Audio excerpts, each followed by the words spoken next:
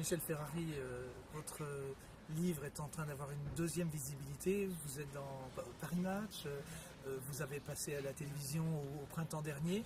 Comment va la vie? Est-ce que le livre change quelque chose à votre vie de casseur? Alors, pour l'instant, ça ne change pas grand-chose parce que j'en ai pas parlé, mais beaucoup de gens m'interpellent quand ils me voient parce que j'interpelle souvent. On s'attend à voir un grand malabar balafré alors que vous avez l'air d'un directeur d'un centre sportif. Est-ce que vous avez déjà fait cette remarque? Vous avez l'air de rien, entre guillemets. Oui, exactement, mais c'est pas, faut pas avoir l'air sûrement, faut surtout pas se méfier, faut se méfier des apparences. On va un peu revenir sur l'affaire. Vous avez réussi le casse du siècle à l'Union de banques suisses. Et en fait, vous êtes le seul à avoir été arrêté, celui qui n'a rien touché, parce qu'il y a l'affaire des Corses. On va expliquer un peu l'association avec les Corses. Pourquoi des Corses? Non, les Corses, c'était parce que c'est l'opportunité de les connaître par rapport au placement d'argent qui devait se faire à l'époque. C'était en 90, avant 90, il y avait des milliards de lire qui devaient être apportés à la banque. Et moi, j'étais un peu l'intermédiaire pour les apporter à la banque pour que le banquier puisse les recevoir. On parle donc des années Mitterrand, quand l'année 80, Mitterrand est venu au pouvoir et la droite française avait peur de se faire prendre l'argent et puis l'argent disparaissait dans les banques suisses. Vous auriez pu vous faire pincer à l'époque, or, pas une fois vous êtes fait arrêter à la frontière. Non, votre Honda. Oui, avec ma Honda ou mes voitures japonaises, j'en ai eu plusieurs. Et c'est vrai que c'était. Bon, je préparais bien les portes, je faisais attention. À la fin, j'avais des gens qui passaient devant pour voir si les douaniers étaient là. C'était un peu compliqué. Souvent, je me suis fait arrêter, mais les gens n'ont rien trouvé. Je pense que j'avais une bonne tête pour passer les frontières. La tête idéale pour monter à une pareille occasion.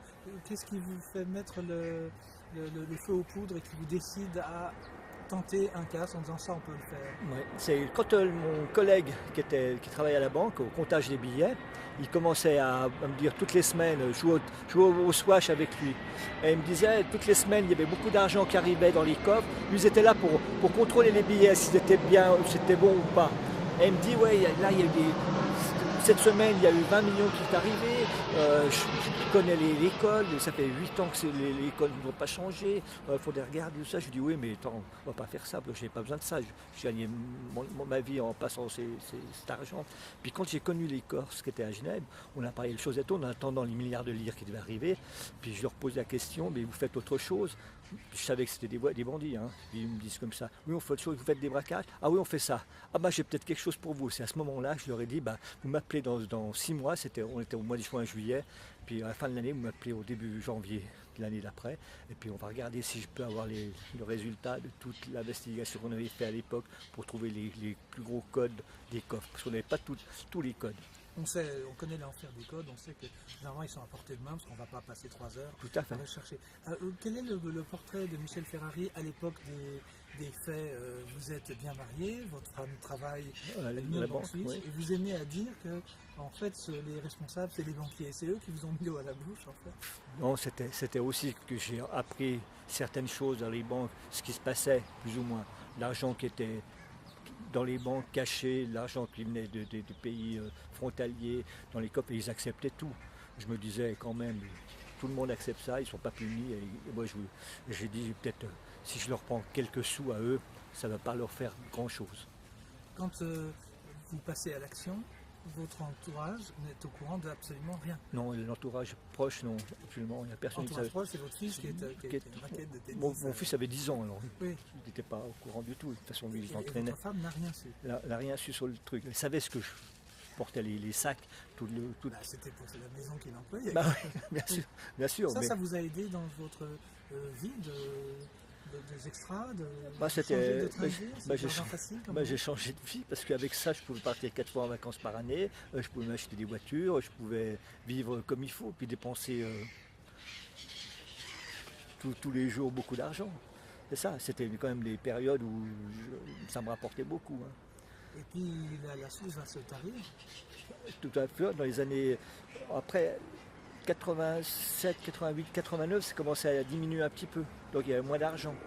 Et puis voilà, il fallait faire autre chose. Mais Et c'est là que vous dites qu'il faut diversifier. il faut diversifier, exactement. Et c'est là que en même moment, le collègue qui travaillait à la banque me dit il y a ça à faire. Ce qui ne m'avait pas interpellé au début m'a interpellé plus tard. C'est pour ça que j'ai dit bah, regarde bien comme il faut, trouve ces codes du plus gros coffre, parce que le plus gros coffre contenait 15 millions. Et sans ça, on ne voulait pas faire ça pour 20 quand même. Hein. On ne voulait pas faire ça pour 10 millions, pour lesquels le paquet. Alors, voilà. Je vais juste expliquer qu'on est ici à Versoix, sur la ligne de descente des avions. C'est une région chère à votre cœur, Bellevue, Versoix. Bah oui, parce que j'habite encore. Hein. Vous habitez toujours sur la région depuis mon mariage, quoi, depuis 40 ans. C'est là que vous aviez loué une maison ici? Non, c'était à Bellevue, c'est tout près. C'était pas loin? C'était pas loin. Près du centre sportif, c'était. New Sporting à l'époque. Qu'est-ce qui vous met la puce à l'oreille une fois que le coup est fait? C'est qu'il n'y a pas de silence. On est une époque, il n'y a pas de Natel, ou peu de Natel, et vous vous dites qu'il s'est passé quelque chose. Après le casse. Le livre l'explique très bien. Vous êtes dans quel état d'esprit? Inquiet? Surtout inquiet, parce que je suis seul, parce que j'ai un peu peur des retombées si les Corses vont venir chez moi, puis m'attraper, et puis finir ma vie au lac, exactement. Alors c'était un peu tendu pour la famille, pas pour moi, parce que moi c'est mes risques à moi, mais je ne pouvais pas faire prendre des risques à tout le monde. Et surtout faire lésés comme ça, alors qu'ils avaient tout dans les mains, quoi. Je leur ai apporté l'argent sur un plateau. On va raconter l'histoire. Comment faites-vous pour reprendre contact avec vos associés? Mes associés, j'avais mon meilleur ami de 15 ans à qui je passais le métal dans les sacs, les gros sacs que je passais à la banque. J'ai travaillé avec lui pendant presque 10 ans. Et c'est lui qui m'a dénoncé à la police pour toucher la prime, qui était à l'époque de 3 millions.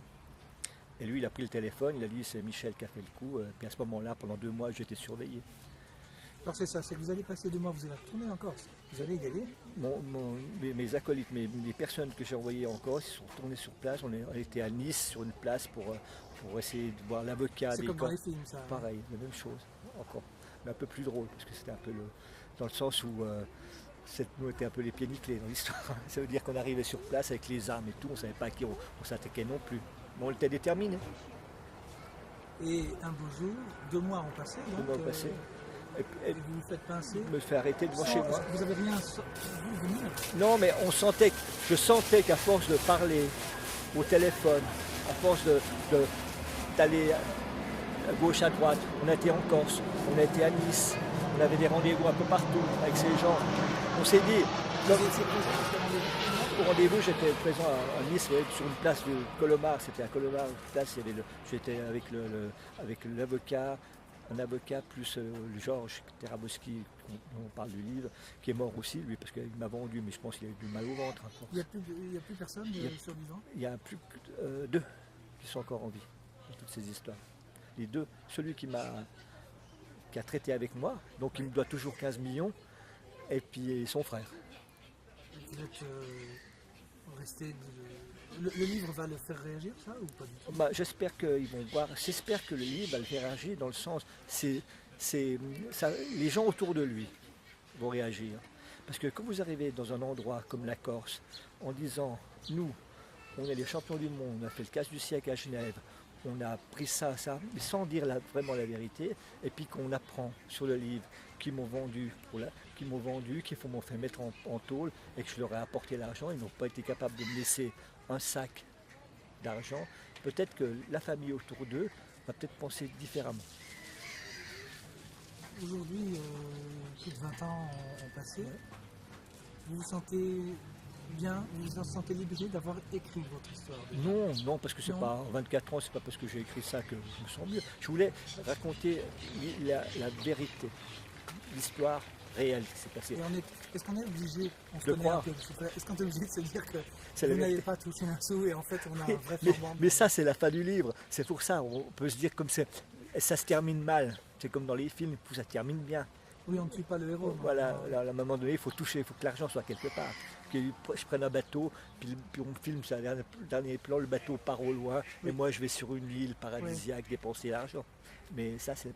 Vous êtes ici, vous êtes à Genève, vous avez écopé de votre peine, vous êtes ressorti, vous avez travaillé, vous avez perdu les 3/4 de vos amis, on vous a tourné le dos. Non, j'ai pas perdu d'amis, absolument pas. C'était donc pas des amis, c'est que vous avez perdu. Oui, non, exactement. Ceux que j'ai perdus, c'est les gens qui m'ont côtoyé pour faire quelque chose par rapport à cette affaire, qui m'ont perdu de vue parce qu'ils se sont mariés chichement avec des milliardaires ou autres.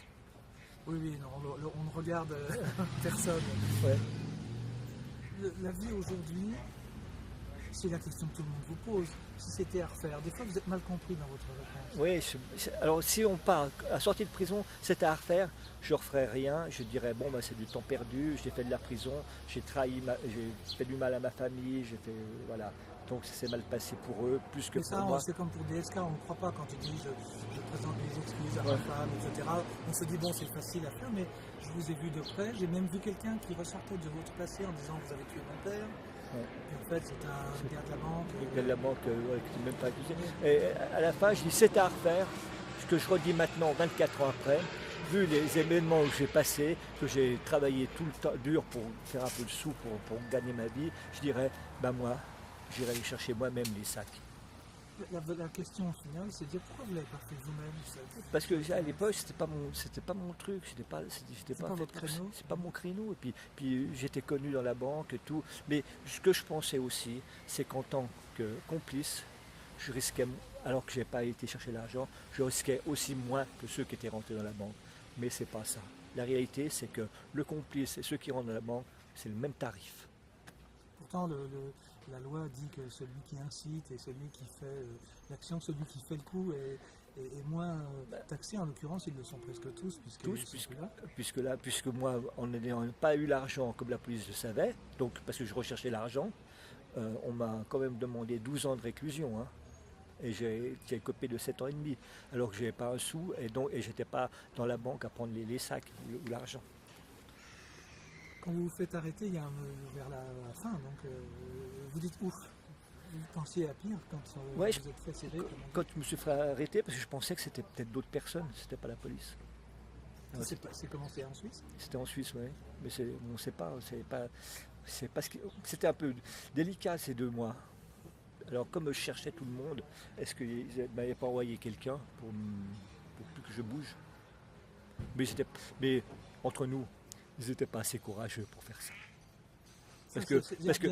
Parce qu'à la fin, quand tu revois le film de tout ça, et ben, dès que ça a commencé à chauffer, ils sont partis, ils sont échappés de tous les côtés. Plus personne ne savait où ils étaient. Hein. Quand moi j'ai essayé de les avoir au téléphone, les Corses, plus personne ne savait où ils étaient. Donc ils avaient décampé. Puisque vous dites des fois en interview, vous ne le dites pas comme ça dans le livre, mais qu'en fait c'est des marchands, c'est des voleurs de voitures, oui. Ou des maquignons qui ont tapé trop haut. Qui ont tapé trop haut et puis ils n'ont pas été capables de faire le travail. Dans le sens, quand on voit les photos sur le livre, on voit bien qu'il reste encore des millions étalés par terre et il y a un gros coffre qu'ils n'ont même pas été capables d'ouvrir alors qu'ils avaient les clés, les codes et tout. Alors à la fin, ils sont arrivés sur place, nous on a fait ci, on a fait ça. Pour finir, ils n'ont pas été capables de faire le travail comme il faut. Merci Michel Ferrari, on vous souhaite bonne chance avec ce livre qu'on trouve évidemment chez François Zier. Merci. Merci encore, merci.